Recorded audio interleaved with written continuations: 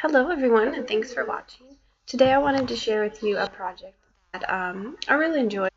I've been doing some scrapbooking, but putting my scrapbook pages in frames lately. That's mostly because I love scrapbooking, but then once I'm done with my pages, I kind of hate to just store them away and then not see them as much. So it just kind of makes sense to put them in frames and display them where you can see them. So that's what I'm going to be doing today. I'm taking some Pentel watercolors and I'm just brushing on some black and making it a little bit transparent, and it look more gray. And I'm just making some stripes on this watercolor paper. So this stripe I'm working on right now, it was a little bit too black, so I dabbed some away with my paper towel and added some more water, and that kind of muted it down a little bit. Now I created the stripes by taking a ruler and a pencil and just drawing on the stripes kind of loosely and then just brushing over them with a flat brush.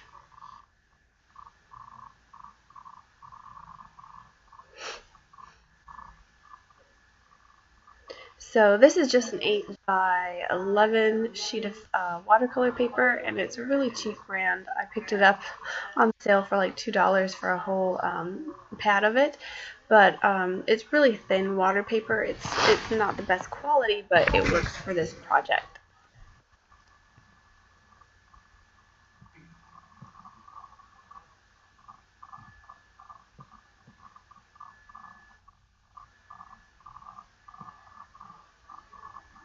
So my paper is all dry now, and I cut it down to the size that it needs to be to fit in my frame. And now I'm grabbing my photos. These are some family photos we took this summer. My sister was so good, and she took these photos for us, and I just really wanted to scrap them. So I'm laying them out here, and I'm showing you this little wood cutout piece. This is a Heidi Swap piece that I found on sale at Hobby Lobby, and I didn't realize, but when I bought it, it came with a little bit of that pattern paper that you see in the back of it there, and I thought it would just work really well with the colors in my photos, and so it really just matched. So I'm just taking my photos. I printed them wallet size, so they're 2 by 3. Because I wanted to get several of them on this layout, so I printed them smaller. I'm just kind of laying them out the way I want them, and then I'm adding some different little pieces here and there. I want to get a piece of this washi tape behind all of my embellishments, so I'm just kind of eyeballing, laying it out where I want it to go, and then marking with a little pencil on the sides so I can get it stuck back on there.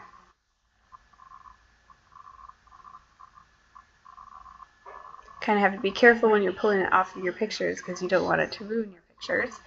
But this washi tape is not super sticky, so it wasn't too much of a problem.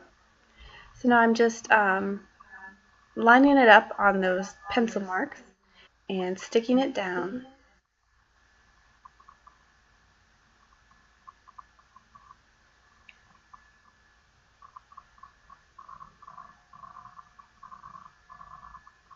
And then I can go back and add in my pieces on top. So since I'm going to be putting this in a frame, I didn't want to get too much embellishments and too much bulkiness going on. I just really wanted to keep it simple and let the photos themselves stand out. So I'm not using a whole lot of embellishments here today.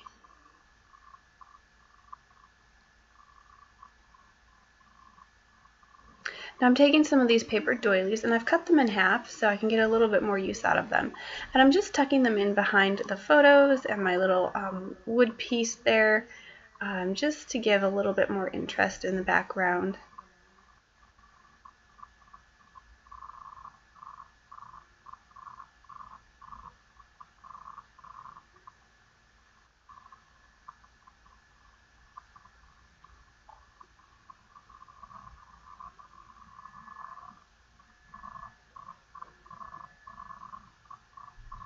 So what you see here is basically going to be my layout when I'm finished.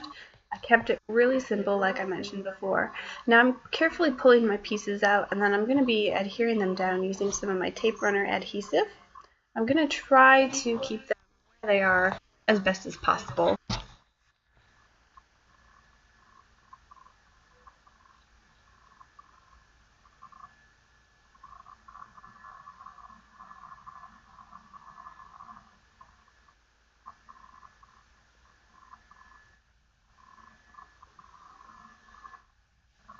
Sometimes I find that I don't have to actually put a lot of adhesive on the little paper doilies that I tuck behind because the adhesive on the photos kind of hold it since it's so light.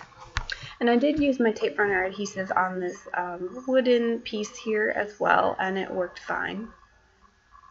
I knew I was putting this in a frame, so I figured that would kind of hold it all together. So I have all of my doilies and my photos adhered down, and I have some of these black heart rhinestones, and I just want to arrange them here and there, and then I'll be gluing those down as well. And the glue I'm using is Tombo's Mono Multi-Liquid Glue, and I just really like how it has a fine little tip there, and you can just squeeze out just a little bit. So that's what I'm doing, just putting a little dot where I want my hearts to go, and then I'm going to go ahead and just glue those down.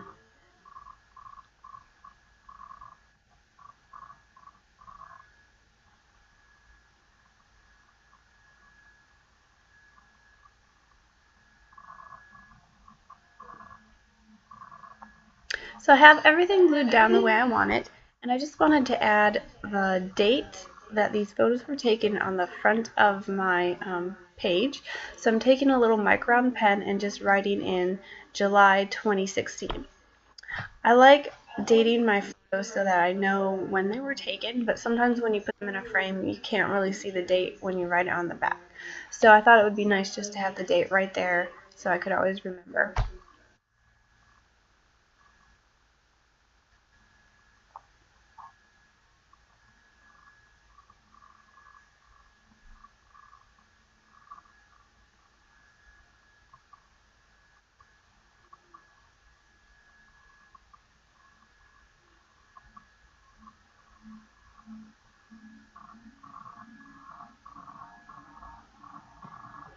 So now my little layout is pretty much finished, and all I need to do now is put it in my frame. And this is the frame I'm using.